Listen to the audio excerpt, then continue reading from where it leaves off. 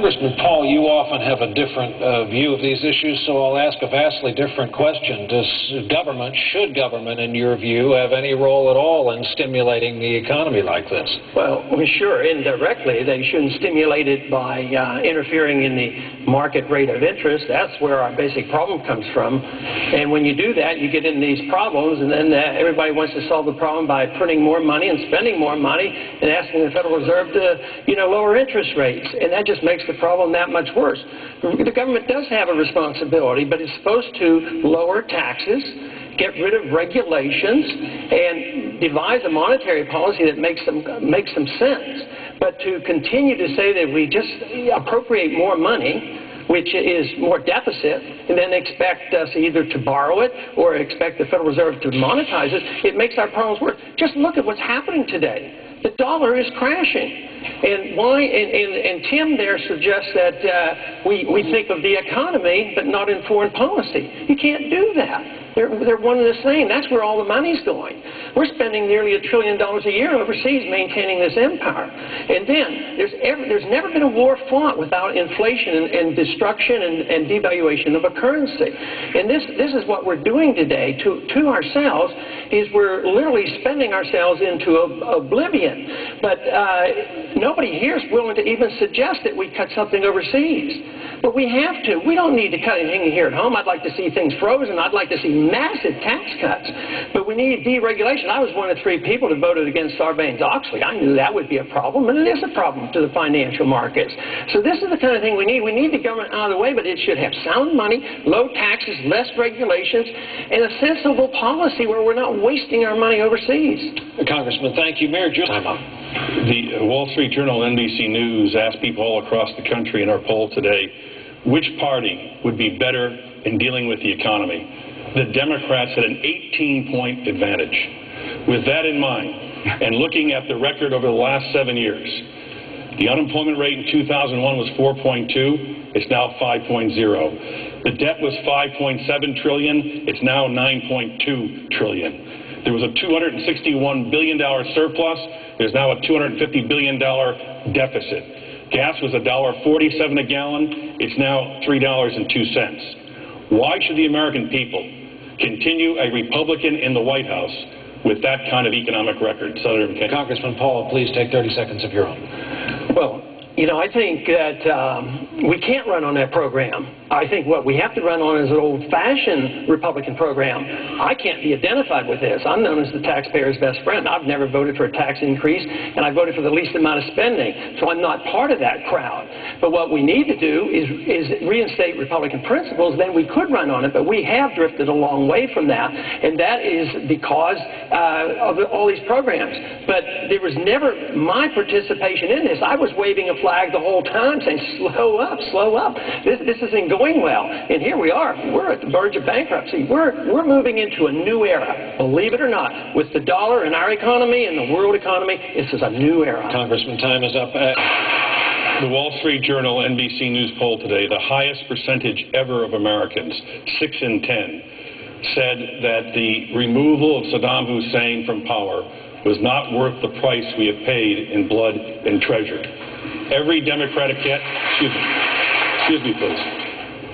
The Democratic nominee will go to the country and say, the war in Iraq is a bad idea, not worth the price in blood and treasure, and we should get out.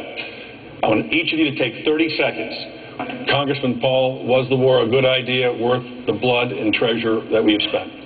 It was a very bad idea, and it wasn't worth it.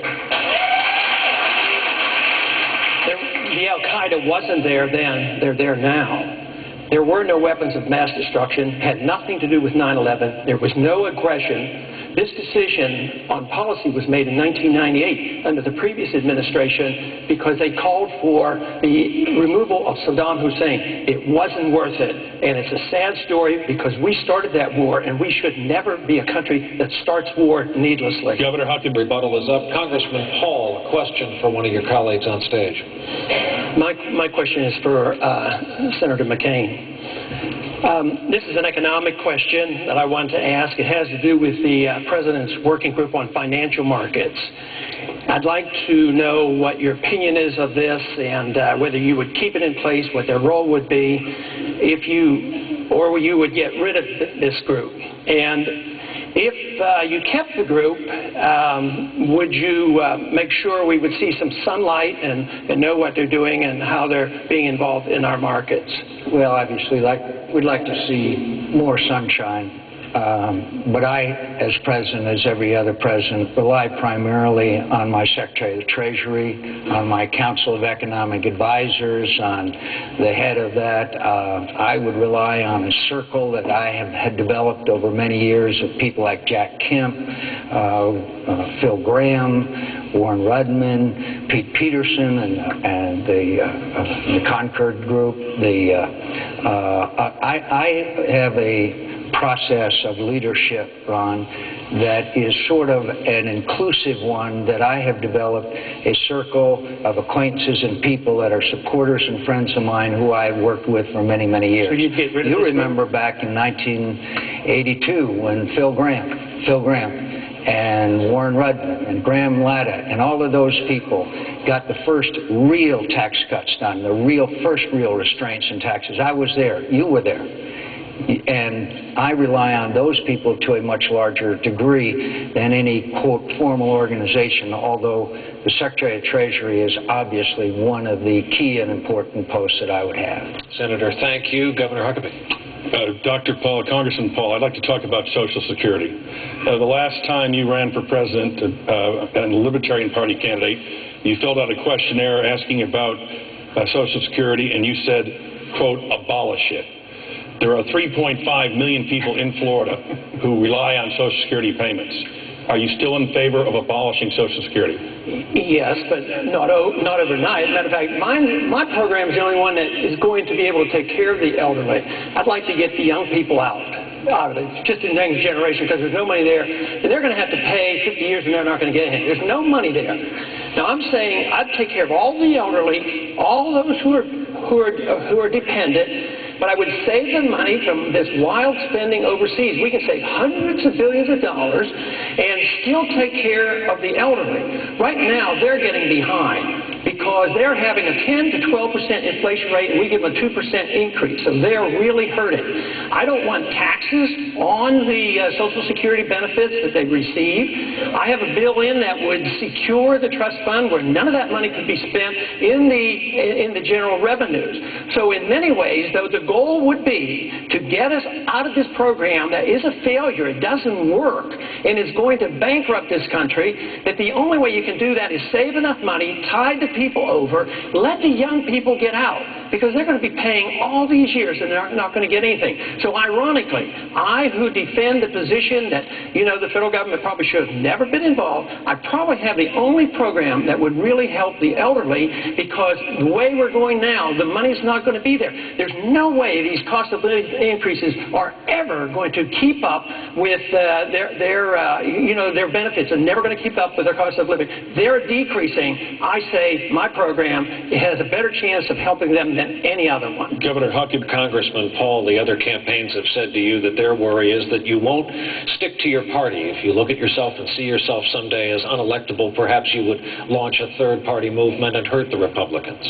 My biggest concern is they won't stick to the party principles that Republicans stood for so long. And, being conservative and balanced budgets and limited government and individual freedom. No, I have no intention of going into another party. I've been elected 10 times as a Republican. I was from a Republican family, and no, I don't plan to do that. I wish they would worry about it, just in case. But no, I have no intention of doing that, but it might keep them on their toes. But no, I just think that the Republican Party has a problem because we don't act like Republicans. And we talked about this earlier, that we're spending money that we don't have. We run up these deficits. Instead of, in the old days, we used to be against the Department of Education. Now we doubled the size of it. No child left behind. Even the Democrats are running against some of the things that we do, and they used to love that kind of stuff. And it used to be that we used to stop the wars. We stopped the Korean War. We were supposed to stop the Vietnam War that the Democrats started, and here we're starting these wars. So that's why we've lost our way. So I don't think it's a matter of me leaving the Republican Republican Party, if they would look toward what we're doing and the number of people who want to come into the party, they shouldn't be obstructing us. They should welcome. The party's getting smaller, and yet they say, oh, you're too strict on the Constitution. Why should us who believe strictly in the Constitution and rule of law be excluded? That's the way a lot of the people that will gather around my candidacy think they're being treated. So I would say, why don't we have a big tent and welcome